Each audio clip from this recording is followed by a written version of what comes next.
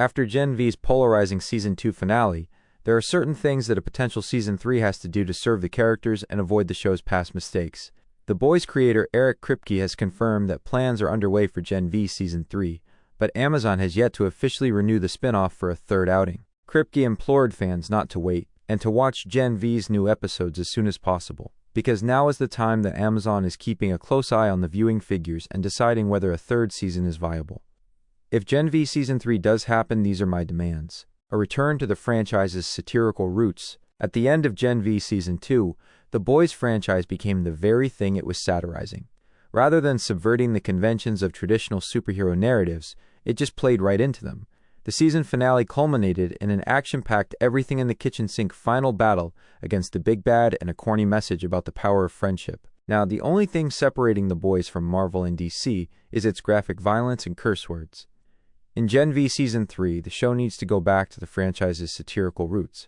This is supposed to be an over-the-top spoof of superhero shows, but it's been slipping into a straightforward superhero story, and that needs to stop. A break from the formula. We've only had 2 seasons of Gen V so far, but the show has already settled into a familiar formula.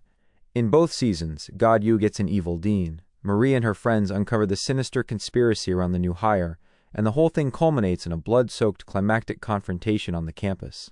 In its 3rd season, Gen V needs to break from this formula and tell a new story.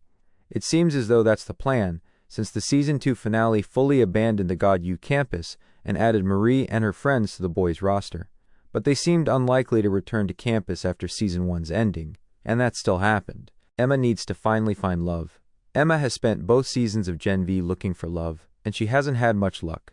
She meets a lot of guys who fetishize her shrinking powers without bothering to get to know her, and when she did get into a loving relationship with Sam, he ended up betraying her and getting her locked in a hellhole of a prison. In Season 2, Emma got a new love interest, Greg, but it wasn't meant to be. The show seems to keep teasing a reconciliation between Emma and Sam, but Emma rightly shuts it down every time it comes up. In Season 3, Emma needs to finally find love, and not with Sam. She deserves someone a lot more stable. More team-ups with the Boys characters. Throughout its 1st and 2nd seasons, Gen V has flirted with the idea of a crossover. Homelander showed up on the God Yu campus at the end of Season 1, and Starlight showed up to help the Gen V kids when they were on the run in Season 2. But the Season 2 finale teased a full-blown merger between the two shows. After Marie and her friends escape from God Yu, Starlight and A-Train catch up to them and propose an alliance between their 2 anti-Vought resistance groups. It would be great to see more team-ups with the Boys characters in Gen V Season 3. Imagine Volatile Sam teaming up with Aw Shucks Huey, or Acid-Tongued Emma teaming up with Acid-Tongued Butcher. Stop using Andre's death for dramatic brownie points.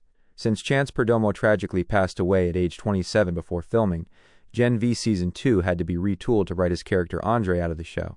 This meant that Andre's dad, Polarity, was given a much bigger role, while Andre himself was killed off-screen in a failed escape attempt at Elmira. Throughout the season, the show kept using Andre's death for cheap dramatic points. Every time it wanted to give the audience an emotional gut punch, it brought up Andre's untimely passing. But since the actor actually passed away, it felt exploitative to keep bringing up Andre's death to manipulate the viewer's emotions. Ryan Butcher should enroll in God Yu. Ryan Butcher was a little kid when we first met him in The Boys, but Cameron Cravetti is aging so rapidly that he's already a teenager on the brink of turning 18. Over the past couple of seasons, The Boys has developed Ryan from a plot device into one of the show's most interesting characters. As Homelander's young ward, Ryan has gone down a dark path. He clearly still has a good heart, but he's been acting out in shockingly violent ways.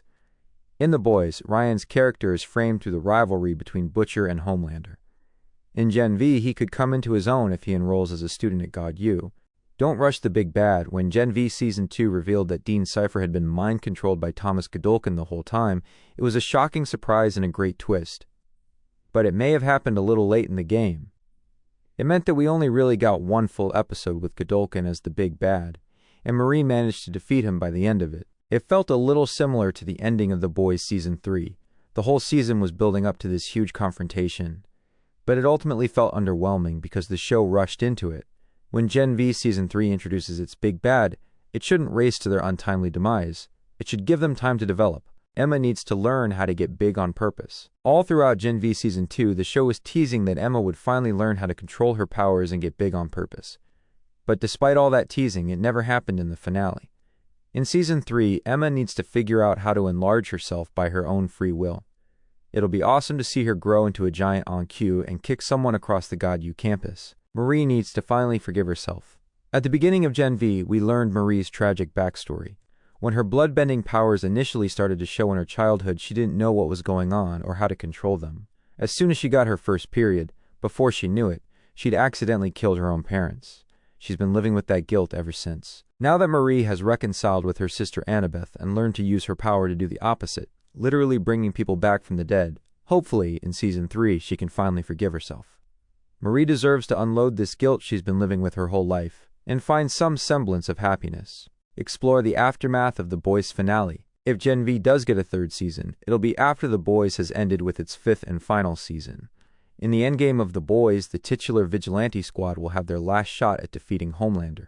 If they do manage to kill Homelander, then it'll completely change the hierarchy of power in The Boys universe. Since this is a shared cinematic universe with multiple shows on the go, The Boys franchise has the unique opportunity to explore the aftermath of its own ending.